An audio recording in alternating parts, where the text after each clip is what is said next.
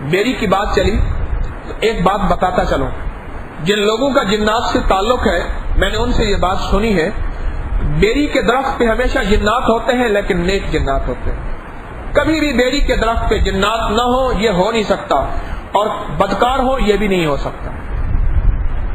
پھر غور سے سنیں، کبھی بھی جنات کے بیری کے درخت پہ جنات نہ ہو یہ ہو نہیں سکتا،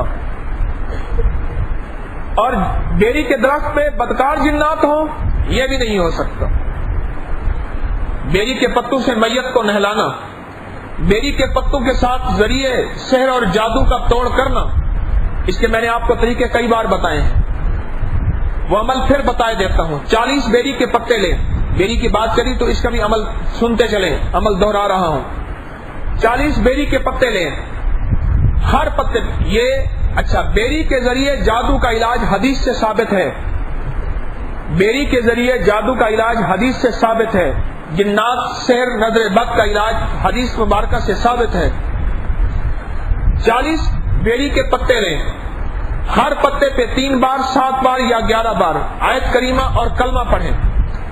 آیت کریمہ لا الہ الا انت سبحانک انی کنت من الظالمین، اور کلمہ پہلا کلمہ لا الہ الا اللہ محمد الرسول اللہ، 3 بار ہر پتے پہ 7 بار یا 11 بار.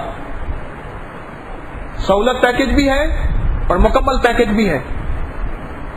3 بار سہولت پیکج اور 11 بار مکمل پیکج. یہ پڑھیں ہر پتے پہ، پھر اس کو پانی میں ابالیں، پھر اس کو پانی میں ابال کر اس پانی سے نہا لیں. کچھ بار ایسا کریں. بہت واقعات ہیں، بہت مشاہدات، ایک واقعہ نہیں کئی واقعات ہیں کہ اس پانی سے جادو ٹوٹا، بندشیں ٹوٹی اور نظر بد ختم ہوئی، اثرات ختم ہوئے اور لا علاج بیماریاں ختم ہوئی. ایک انوکھا عمل ہے اور اس کے اندر انوکھا راز ہے. کیوں؟ بیری کو نسبت کس کے ساتھ ہے؟ سدرۃ المنتہا کے ساتھ. آخری لمحے میں جب اللہ جل شانہ کے ہاں بندے کی حاضری ہے، فرمایا اس کو بیری کے پتوں سے نہلاؤ. آخری غسل بندے کا، آخری غسل بندے کا. اس میں بھی بڑے راز ہیں. میں نے ایک دفعہ آپ سے عرض کیا تھا کہ اس رازوں کے بارے میں جہاں آپ کو کوئی نقطہ ملے مجھے بتائیے گا. بہت سی ڈاک آئی ہمارے پاس، بہت سے لوگوں نے بتایا. بیری کے پتوں کا تعلق ہماری زندگی کے مسائل کے ساتھ بہت زیادہ ہے، مشکلات کے ساتھ بہت زیادہ ہے.